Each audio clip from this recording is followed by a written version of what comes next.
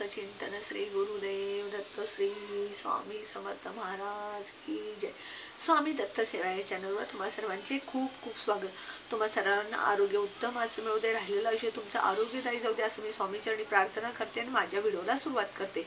बघा, डिसेंबर 2023 आता संपत आलेला आहे। 8 दिवसात डिसेंबर महिना संपेल, 2023 साल संपेल आणि ह्या 2023 मधील शेवटची एकादशी म्हणजे आज आहे भागवत एकादशी। आणि आपण एकादशी भगवान श्री हरी श्री विष्णूंना समर्पित करतो आणि ती भगवान श्री हरी श्री विष्णूंना खूप प्रिय आहे एकादशी। माता लक्ष्मीला आणि भगवान विष्णूंना एकादशी खूप प्रिय आहे आणि आपण एकादशीला ज्या काही सेवा उपाय करणार आहोत त्याचं फळ आपल्याला नक्की चांगलं मिळत असतं। त्यात हा शनिवार आहे, मार्गशीर्ष महिना आहे आणि एकादशी आहे। तर ह्या एकादशीला भागवत एकादशीला आपल्याला काही छोटा उपाय करायचा आहे। हा उपाय केल्यामुळे आपल्या घरातली गरिबी दरिद्रता निघून जाऊन लक्ष्मी माता टिकेल, लक्ष्मी भरभरून येईल। आपण जे कर्म करतो, कष्ट करतो त्याचं फळ आपल्याला मिळेल। आपण कितीही कष्ट केलं, आपल्या घरामध्ये कितीही आपण पैसा कमवला, तर काही ना काही घरामध्ये नकारात्मकता वाईट शक्ती असेल तर आपल्या घरामध्ये पैसा टिकत नाही, वारंवार भांडणं होतात नकारात्मकता असल्यामुळे। आणि जी नकारात्मकता आहे त्यामुळे वारंवार भांडण झाल्यामुळे माता लक्ष्मी टिकत नाही, माता लक्ष्मी निघून जाते। तर हे सगळं होऊ नये, आपल्या घरामध्ये माता लक्ष्मी टिकावी, भांडणं बंद व्हावेत, गरिबी निघून जावी, दरिद्री निघून जावी, यासाठी आपल्याला आज भगवान श्री हरी श्री विष्णूंची सेवा करायची आहे। तसंच आपल्याला शनी महाराजांची सुद्धा सेवा करायची आहे। तर तुम्ही आज हनुमान चालीसा कोणी वाचलं नसेल तर संध्याकाळपर्यंत कधी वाचू शकता। आणि जो मी उपाय सांगणार आहे 2 ते आज 1 आणि आजपासून दररोज 1 उपाय करायचे आहेत। ह्या उपायामुळे तुमच्या घरात लक्ष्मी टिकून राहील, दरिद्रता निघून जाईल, गरिबी निघून जाईल आणि तुमच्या घरामध्ये वातावरण शांत राहील, भांडणं होणार नाहीत। कारण पैसा नसेल तर माणसाची चिडचिड होते, भांडणं होतात, म्हणून आपल्याला हे सेवा उपाय करायचे। तर बघा काय करायचं, आपण सायंकाळी प्रदोष काळी संध्याकाळी 6 नंतर रात्री 12 वाजेपर्यंत ही सेवा करायची। पहिली जी सेवा आहे ती एक खोबऱ्याची वाटी घ्यायची आणि आपण देवघरामध्ये बसायचं, 3 कापराच्या वड्या घ्यायच्या आणि त्या 3 कापराच्या वड्या तुपामध्ये, शुद्ध गाईचं तूप असेल तर ठीक, नसेल तर आपलं घरचं तूप घ्या आणि डालडा नाही म्हणजे ते जे तूप आहे ते घ्या, त्या तुपामध्ये बुडवून त्या कापराच्या वड्या कापराची वडी जी आहे ती खोबऱ्याच्या वाटीमध्ये ठेवायचं। समजा तुमच्याकडे तूप नसेल तर अशाच तुम्ही त्या 3 वड्या त्या कापरावर खोबऱ्याच्या वाटीमध्ये ठेवायच्या आणि त्यानंतर त्याच्यावरती लवंगा ठेवायच्या, 2 लवंगा।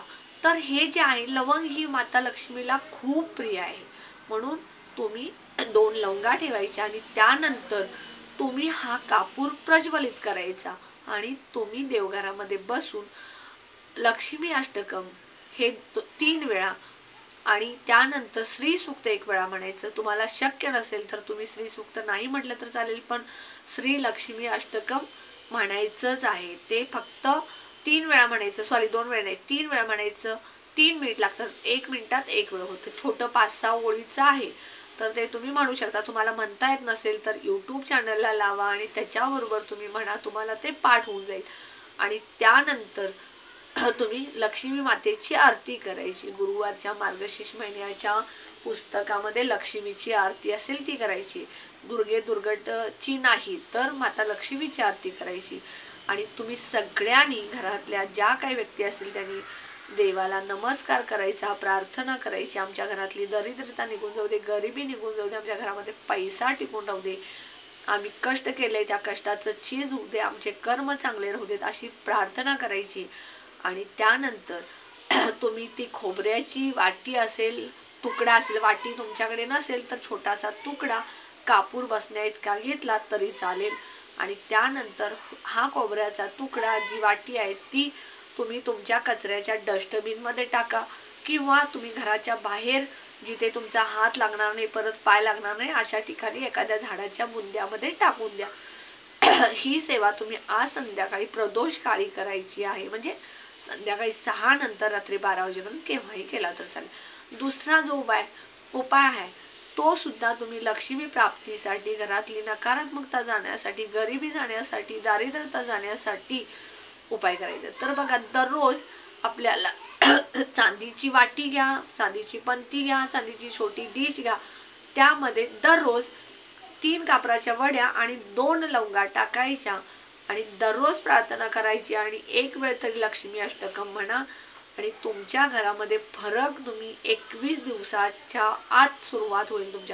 तुमच्या घरामध्ये 500 रुपये येत असतील, ते टिकत नसतील तर 1000 रुपये येतील, पैसे जपून खर्च होतील। तुम्ही पैसे खर्च करत असताना तुमच्या हातून जास्त वायफळ खर्च होणार नाही, घरात आजारपणासाठी पैसे खर्च होत असतील, काही ना काही कारणाने आलेले पैसे टिकत नसतील तर ते सगळा फरक पडत जाईल आणि त्यानंतर तुमच्या घरातली दरिद्रता निघून जाईल, गरिबी निघून जाईल, तुमच्या घरातली भांडणं कमी होतील, नकारात्मकता कमी होईल।